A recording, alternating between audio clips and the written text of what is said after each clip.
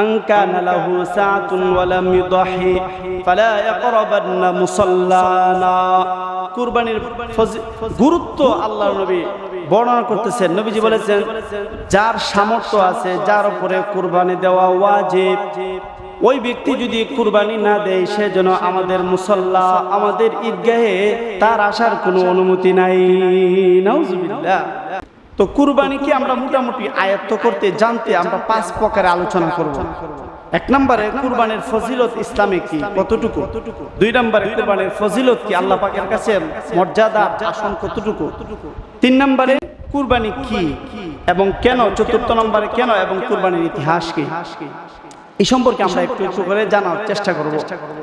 কুরবানির ফজিলত কি ও কুরবানির ফজিলত আল্লাহ পাক স্বয়ং রব্বে কারীম কুরবানি ওয়াজিব, এটা কোরআনের মাধ্যমে আল্লাহ তাআলা ঘোষণা করেছেন। বলেন সুবহানাল্লাহ।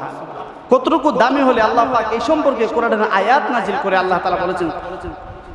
30 নম্বর পারা 23 নম্বর পৃষ্ঠা 108 নম্বর সূরা সূরাতুল কাউসার আল্লাহ তাআলা বলেছেন, ফাসাল্লি লিরাব্বিকা ওয়ানহার। নবীজি, আপনি আল্লাহ তাআলার জন্য নামাজ পড়েন এবং কুরবানি দেন। তো এই কুরবানি কতটুকু গুরুত্ব, এটা হুজুর পাক সাল্লাল্লাহু আলাইহি ওয়াসাল্লাম প্রমাণ করে গেছেন। কিভাবে প্রমাণ করেছেন? যে আল্লাহ পাকের এই যে নির্দেশ, ওয়ানহার, কুরবানি দাও, নহর করো, এটা কতটুকু গুরুত্ব।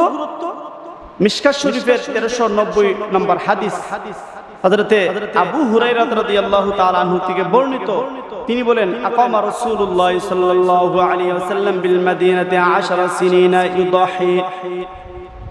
মিশকাত শরীফের 1390 নম্বর হাদিস, হযরতে আবু হুরায়রা রাদিয়াল্লাহু তাআলা আনহু থেকে বর্ণনা। তিনি বলেন, নবীজি মক্কা থেকে হিজরত করে মদিনায় 10 বছর ছিলেন।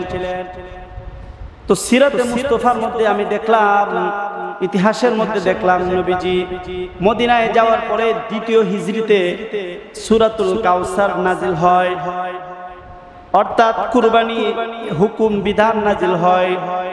তাহলে দেখা যায় 9 বছর নবীজি কুরবানি পেয়েছেন। তাহলে যতদিন নবীজি মদিনায় ছিলেন, প্রত্যেক বছর আল্লাহর রাস্তায় কুরবানি দিয়েছেন। সুবহানাল্লাহ। কতটুকু গুরুত্বপূর্ণ একটা বিষয় হলে কুরবানি, যে নবীজি প্রত্যেক বছর ওইটা দিয়েছেন, কোন বছর খালি যান নাই বা বিরত থাকেন নাই। তো কুরবানি আমাদের উপর আল্লাহ তাআলা যে ওয়াজিব করে দিয়েছেন, এটা নবীজি দেখিয়ে দিয়েছেন যে প্রত্যেক বছরই করতে হবে, যাদের সামর্থ্য আছে। তো ইবনে মাজাহ শরীফের 3123 নম্বর হাদিস, হুজুর পাক সাল্লাল্লাহু আলাইহি ওয়াসাল্লাম বলেছেন, মান কানা লাহু সাআতুন ওয়া লাম ইউদাহি ফালা ইয়াকরাবান্না মুসাল্লানা। কুরবানির গুরুত্ব আল্লাহর নবী বর্ণনা করতেছেন। নবীজি বলেছেন, যার সামর্থ্য আছে, যার উপরে কুরবানি দেওয়া ওয়াজিব, ওই ব্যক্তি যদি কুরবানি না দেয়, সে যেন আমাদের মুসাল্লা, আমাদের ঈদগাহে তার আসার কোনো অনুমতি নাই। নাউজুবিল্লাহ।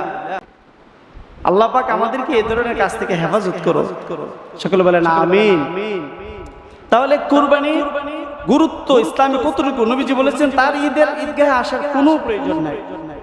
যদি সে সামর্থ্য থাকার পরেও সে গাফেল রইল, অমনোযোগী রইল, সে অবহেলা করলো, অবজ্ঞা করলো, সে কুরবানি দিল না, সেজন্য আমাদের ঈদগাহে যেন সে না আসে।